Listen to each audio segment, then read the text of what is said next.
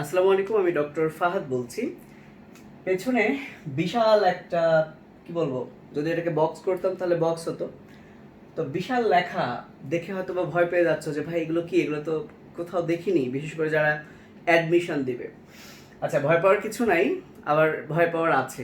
আমি একটু ক্লিয়ার করি, সেটা হচ্ছে আমরা যখন ইন্টারমিডিয়েট পরীক্ষা দিয়েছিলাম, আমাদের কেমিস্ট্রি বইয়ে, হাজারি স্যারের বইয়ে একটা ছক ছিল, যেখান থেকে মানে যখন কোচিং সেন্টারে ভর্তি হতাম এত বেশি পরিমাণ দাগিয়ে দিত যে এটা আসবে আসবে আসবে। এবং তোমরা যদি প্রশ্ন ব্যাংক সলিউশন করো তাহলে দেখবা কোনটার বিভিন্ন ক্লাসের আকৃতি দেওয়া থাকতো, যে কিউবিকের এক্সাম্পল কি। তো এরকম অনেকগুলো এক্সাম্পল আছে, আবার মাঝে মধ্যে অক্ষ দূরত্ব, কৌণিক দূরত্ব, এগুলো কিন্তু পরীক্ষায় থাকতো। তো বর্তমানে আমার এক্স্যাক্ট জানা নাই যে তোমাদের বইয়ে এরকম কোনো ছক আছে কিনা, কিন্তু আমি এটা এখন পড়ানোর উদ্দেশ্য কি, উদ্দেশ্য হচ্ছে একজন স্টুডেন্ট, নাম নাই বলি, ও মেসেজ করলো যে ভাই এটা একটু মনে রাখতে কষ্ট হচ্ছে যদি দেখতেন। সো এ কারণেই ভাবলাম যে ওকে না বলে আমি একটা ভিডিও করি যাতে অন্যরা উপকৃত হতে পারে, কারণ বলা তো যায় না। মাঝে মধ্যে হয় কি, আগের বছরের প্রশ্নগুলো অ্যানালাইসিস করে যখন টিচার প্রশ্ন করার সময়, সেখান থেকেও কিন্তু কিছু প্রশ্ন উঠিয়ে দেয়। তো যদি ওরকমই উঠিয়ে দেয় তাহলে করার কিছুই থাকবে না। তো এই ছকটা আমরা সহজে কিভাবে মনে রাখতে পারি, চলো আমরা একটু দেখে আসি। প্রথমে আসলে বলি যেটা আসলে কিসের ছক। তো বিভিন্ন আকৃতির টোটাল 1 2 3 4 5 6 7, এই 7 ধরনের কেলাসের আকৃতি পাওয়া যায়, এবং বিভিন্ন ধাতু বা যৌগ দেখতে এক এক ধরনের ক্লাসের মতো।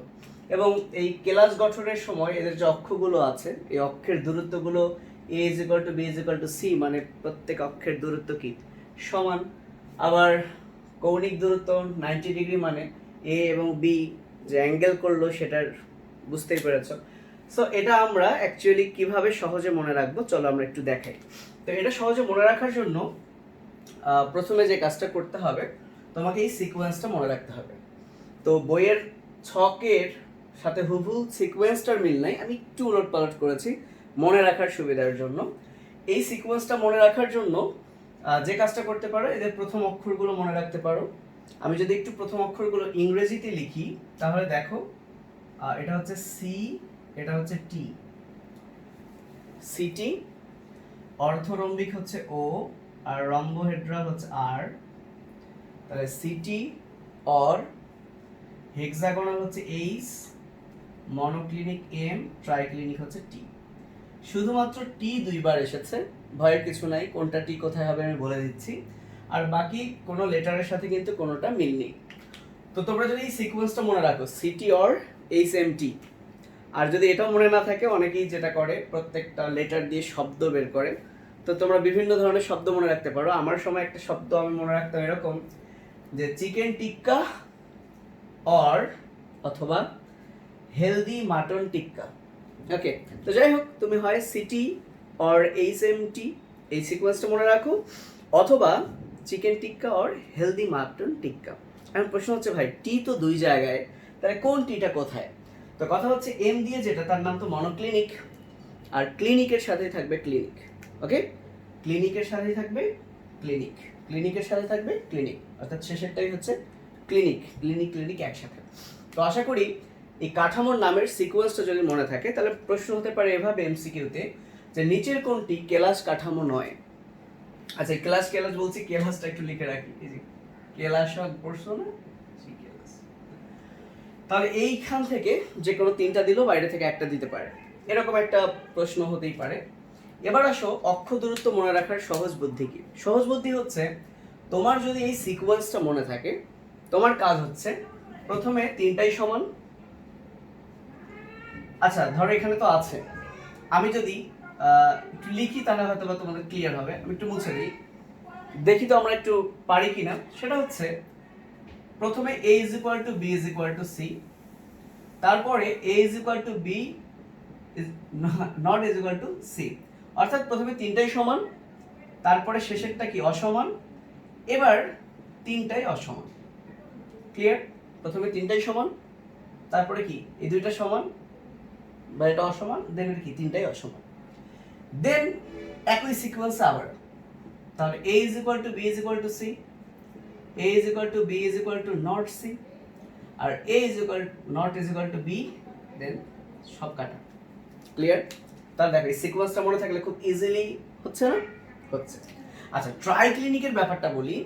মনে রাখবা মনে রাখবা মনে রাখবা সবচেয়ে শেষে ট্রাইক্লিনিক, এই ব্যাটার সব কাটা, সবার শেষে একদম হ্যাজ্জা, এর সব কাটা, সব কাটা। অর্থাৎ এর এ কাটা কাটা কাটা, এমনকি দেখো এই সব কাটা, আর কিন্তু কোথাও সব কাটা নাই। তাহলে মনে রাখো যেটা সবার শেষে একদম, কি বলবো আর এটাকে, এর সব কাটা। ক্লিয়ার? আশা করি পারবে। ওকে, তো অক্ষের কৌণিক দূরত্বেরও আমাদের এটা কিন্তু হয়ে গেল।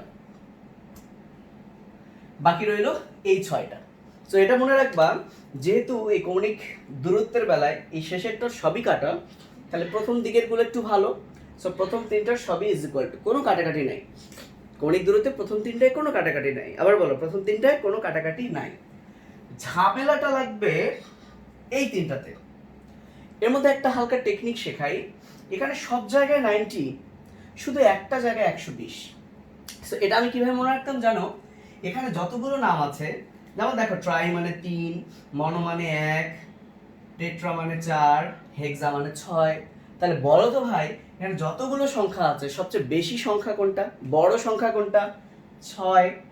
তাহলে এই যে সংখ্যাটা বড়, যে নামটা বড় সংখ্যা দিয়ে শুরু, তার কৌণিক দূরত্বেই সবচেয়ে বড় সংখ্যাটা থাকে। এভাবে আমার কিন্তু মনে থাকতো। এবং ডেফিনেটলি আলফা বিটা গামার মধ্যে প্রথম যেটা আলফা, যেটা সেটারই ডিগ্রিটা হবে একটু বড়, আর বাকি দুইটা ওই যে 90 ডিগ্রি। বুঝতে পেরেছো? তাহলে রইল বাকি এটা আর এটা। খেয়াল করো, এখানে গামাটা 90 ডিগ্রি না, বিটাটা, আর এখানে বিটাটা 90 ডিগ্রি না, আর বাকিগুলো কিন্তু 90 ডিগ্রি। সো এটার বেলায় তুমি যে কোনো একটা মনে রাখতে পারো, যে উপরে রম্বোহেড্রাল, তারপর তো মনোক্লিনিক। তাহলে মনে করো যে আগেরটা, বাকি যে দুইটা বাকি থাকলো, প্রথমেরটার গামা 90 ডিগ্রি না, তারপরটার বিটা 90 ডিগ্রি না। প্রথমটার গামা 90 ডিগ্রি না, পরেরটার বিটা 90 ডিগ্রি না।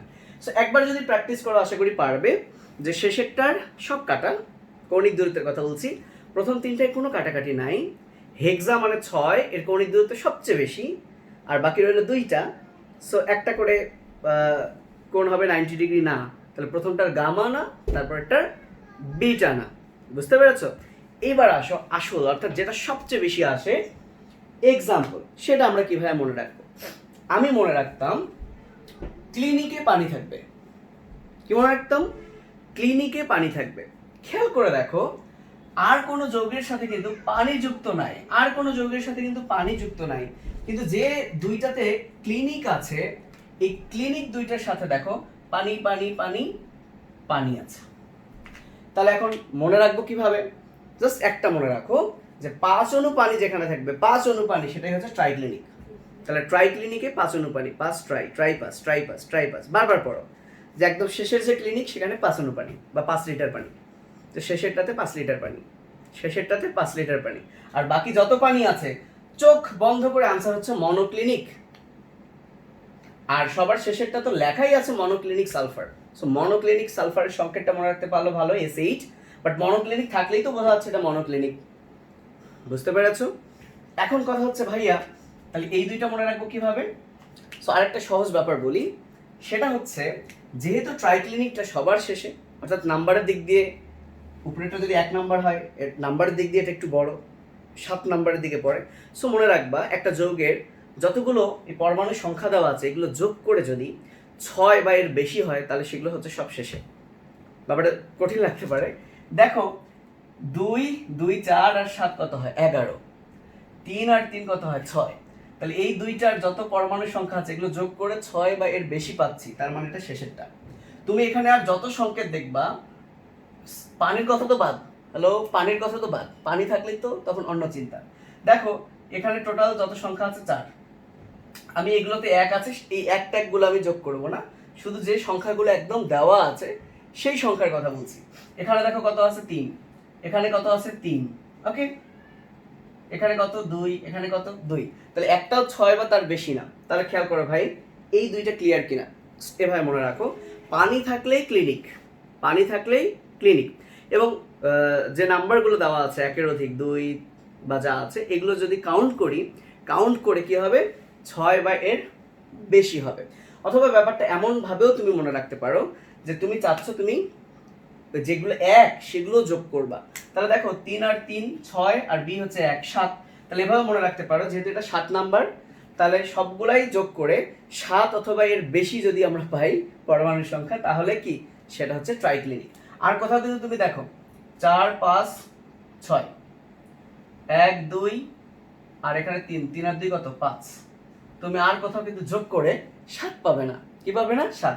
আশা করি এই দুইটার এক্সাম্পল নিয়ে আর কোনো প্রবলেম নেই। এবার আসা যাক কোথায় কিউবিকে যাই। তো কিউবিকের আগে আমি একটু টেট্রাগোনাল নিয়ে আলোচনা করব। খেয়াল করো টি দিয়ে দুইটা সংখ্যা আছে, এর মধ্যে ট্রাইক্লিনিকটা তো হয়েই গেল, তাহলে বাকি যে ট আছে মনে রাখবে এর এক্সাম্পল ট। বলো বাকি ট ট ট এর এক্সাম্পল ট। অর্থাৎ দেখো এর প্রত্যেকটা এক্সাম্পলে টিন টিন টিন টিন বানানেও কি টি ট এন্ড এই যে টি। ক্লিয়ার? তাহলে আমি আবারও বলছি ট দিয়ে দুইটা আছে, এটা তো হয়ে গেল ক্লিনিক দিয়ে। তাহলে বাকি যে ট তার সবকিছু হচ্ছে ট ট ট ট ট। ওকে, এইবার দেখো কিউবিকটা মনে রাখা কত সহজ, কিউবের মতো। সো হীরা ডায়মন্ড একই তো কথা। সো ডায়মন্ড হীরক একই রকম, এবং ডায়মন্ড দেখতে কি একটু কিউবের মতো। তাহলে ডায়মন্ড হীরক যদি তুমি পারো, আর যত ধাতু আছে, হ্যাঁ টিনও ধাতু, কিন্তু টিন থাকলেই তো বাকিটা ট। তাহলে বাকি সিঙ্গেল যদি কোনো ধাতু দেয় আর কোথাও, হ্যাঁ সালফার তো আর ধাতু না, তাহলে ধাতু থাকলে আর সোডিয়াম ক্লোরাইড, এটা একটু আলাদা করে তোমাদেরকে ভালো মতো মনে রাখতে হবে কিউবিক শেপ, এবং এটা অনেকের এমনিতেই মনে থাকে। তাহলে দেখো ভাই একদম ভয় পেও না যে ভাই কি সব বলছেন, এত কিছু তো ভুলে যাব। হ্যাঁ ভুলে যাবাই, কিন্তু প্র্যাকটিস করলে ইনশাল্লাহ মনে থাকবে। সো আমাদের বাকি থাকলো কিন্তু এই তিনটা। কি বাকি থাকলো? এই তিনটা। আমি যদি এই চারটা একটু আবার রিভাইজ করি, ক্লিনিকে পানি থাকে এবং সবার শেষের ক্লিনিকটাতে 5 লিটার পানি। এছাড়া পরমাণুগুলোর সংখ্যা যোগ করলে 7 কিংবা এর বেশি হলে সেটাই 7 নাম্বারটা। দেন ট দিয়ে আরেকটা যেটা আছে সেটা ট ট ট, আর যেটা কিউবিক ডায়মন্ড সাথে হীরার মিল আছে, আর ধাতুগুলো সোডিয়াম ক্লোরাইডটা আলাদা করে অবশ্যই মনে রাখতে হবে। তাহলে বাকি এই তিনটার মনে রাখার সহজ বুদ্ধি কি, যে সহজ বুদ্ধি দিব খেয়াল করো। এটার শুরুটা তো ও দিয়ে, আমি এই দুইটার মধ্যে যে কোনো একটা পড়তাম। তো আমি এটা কিভাবে পড়তাম জানো? আমি এটা পড়তাম ও বাটপার। কিভাবে পড়তাম? ও বাটপার। অর্থাৎ আমি যদি একটু লিখি এখানে ও বাটপার, আমি যদি একটু শেষ থেকে আসি, রতে রম্বিক সালফার, পটতে পটাশিয়াম এন্ড বাতে বিএ। এখন হতে পারে ভাই বাতে তো বরফও হয়, সো যেহেতু বা লিখছি বিএ বা, মনে থাকবে, আমার মনে থাকতো আর কি, আর তোমাদের নাও থাকতে পারে, আমার এভাবে মনে থাকতো বা। তাহলে ব্যারিয়াম সালফেট আর কে দিয়ে KNO3। সো কে দিয়ে এখানেও আছে, কিন্তু যোগ করে তো 7 কিংবা এর বেশি হচ্ছে না। ওকে, তাহলে ও বাটপার। তাহলে এইটা যদি পারি, বাদ বাকি সব হচ্ছে রম্বোহেড্রাল, বাদ বাকি সব কি রম্বোহেড্রাল। আর হেক্সাগোনালটা আমি মনে রাখতাম এভাবে, ওই যে একই রকম ভাবে, যেহেতু হেক্সা মানে সংখ্যাটা সবচেয়ে বেশি, হেক্সা 6, তাহলে এই ছক্কা হাঁকাতে গেলে একটু শক্তি থাকতে হবে।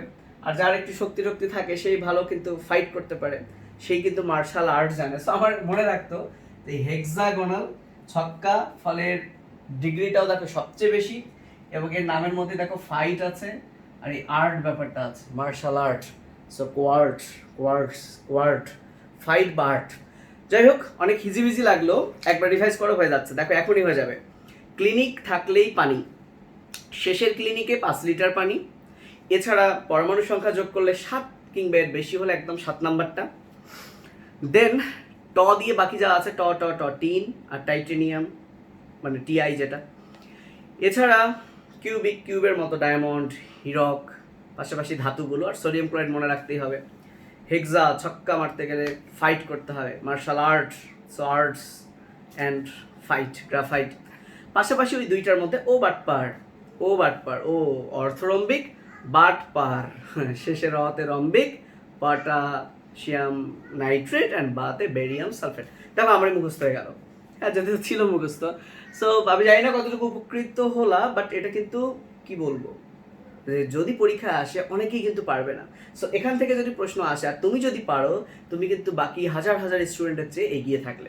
সো এটা একটু কষ্ট করো, একটু দেখো, 10 মিনিট দেখো, ইনশাল্লাহ হয়ে যাবে আমার বিশ্বাস। সো আজকে এই পর্যন্ত, আল্লাহ হাফেজ, ভালো থেকো, আসসালামু আলাইকুম।